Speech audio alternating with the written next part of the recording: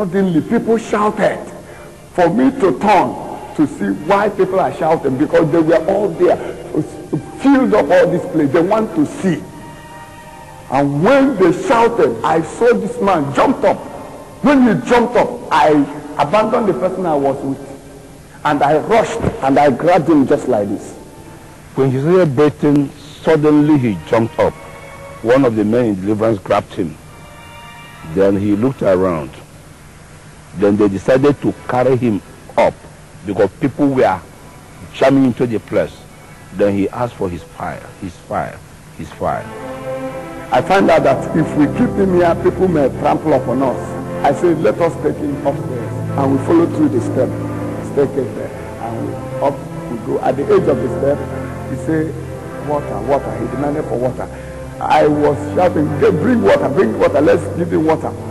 And as they were delaying, he was asking me, my fire, my fire, my fire. And I said, that is the fire the enemy is using to accuse you. Just cool it, you will understand. As we carried him to the pastor of priest office under the fan, we kept him there, and the fan was rolling. He was still asking, where is my fire?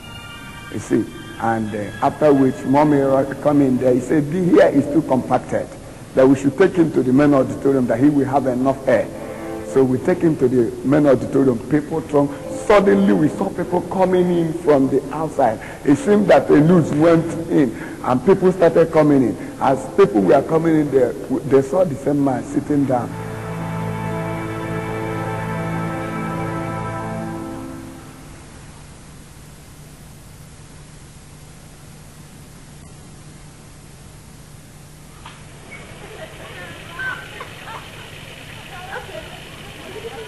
I went back to my village with a ram.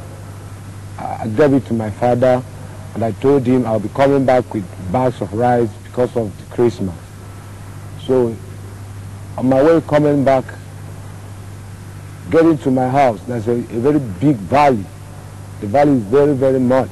So on my way getting to that place, the brake of my car fell.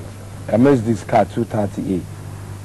So I tried to control the car. I couldn't.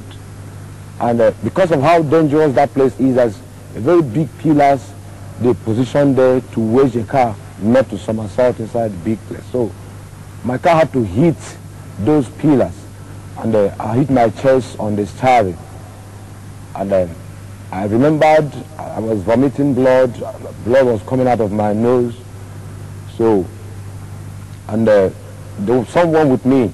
He was also wounded. So people crowded. I remember they brought me out of the steering. That was all I could remember. While I was at the hospital, immediately I got myself. I just looked around and saw all the drips and all the things they fixed on me. So I now requested for my wife. And when they brought her, I told her that I want them to take me to Dr. Umezurike at Owerri, because he has been my doctor. There was a time I was slaughtered. He was the one that took care of me. So I now requested that he should take me to him. Then we took him out from that place. Off we went to Owerri. I had pastors and other people to go with me. So that because of the way I was breathing, so I felt within me that something might happen on the way. I now requested that they should please allow my wife to come in. So I and my wife was in the ambulance. So at the time, two angels came inside the ambulance. Immediately I saw them, I was afraid. I wanted to say it out what I saw. But eventually, one of them just shut me up. So I couldn't talk concerning the angels. But I only told my wife, take care of the church, this and that, and things I felt that she don't know. When the two angels took me off, so we came to a place that they now handed me over to an angel, one of them.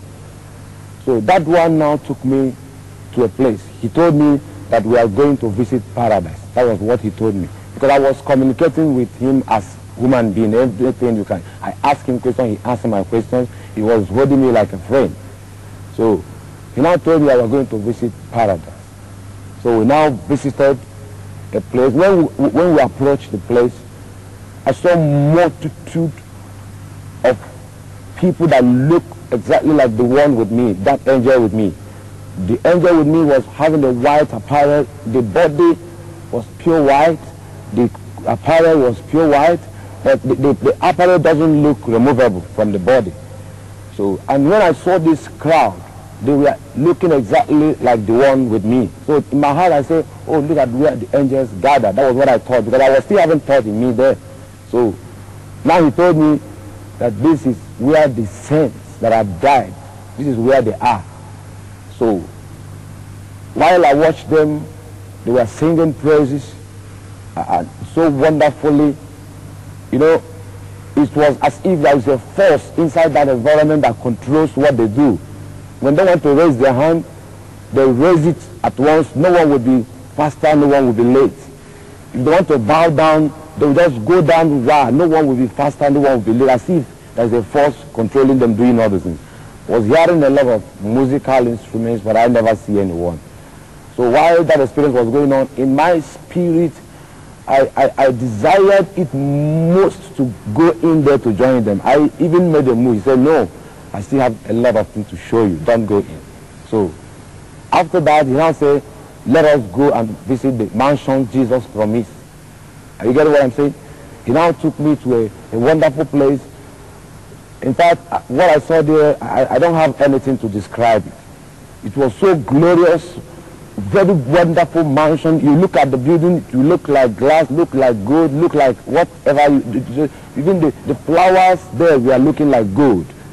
So, you know, when I was looking at that place, he now told me that Jesus had finished the mansions, but the saints are not ready. He now said, now let us visit her. That was the last visit. Now, that's one thing that happens. From the paradise, whatever he says, we appear to the place. We never fly, we never move. He said, let us visit the mansion. In a twinkle of an eye, I just found a place that looked like that mansion. So from that mansion, he now said, let us visit her. In a twinkle of an eye, we found ourselves at the place. So immediately we approached the place. That gate was so big, so large. They wrote on top of it, welcome to the gate of her. As soon as we got to the place, the angel just raised his hand like this, waved it down, and the gate opened with a wonderful noise. So immediately the noise, the gate opened, I started hearing lamentations. So I now looked inside, I saw people like us here. They were having the same, they were putting on some clothes, the same flesh, some are black, some are white. They just looked like us outside what I saw in the other side. So they were shouting, there was a lot of pains, a lot of torment, to the extent that immediately that gate was opened. It was as if they were seeing me. And I don't even think that they were seeing the angel with me, because I was standing with the angel, because they never asked the angel to help them. They was asking me for help, shouting, and I remembered one wonderful one, because I'm a pastor, so that one touched me so much. He was shouting that I'm a pastor, I only ate church money, that I'm ready to refund. Immediately he just wanted to say, I'm ready to refund it, that I should help. That force that we are tormenting, I never see any fire there, I never see any flame here. But the torment there looks as if people, that they are inside fire. All these things the angel was telling me, I was writing them down in a file. The angel gave me a file and a pen.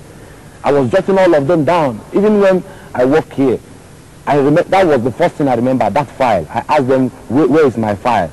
They couldn't understand me. So all those things I saw, I jotted them down, but it was later I realized that the file might be my memories and all that. So while I was shouting, asking him for help, he said that I have another chance.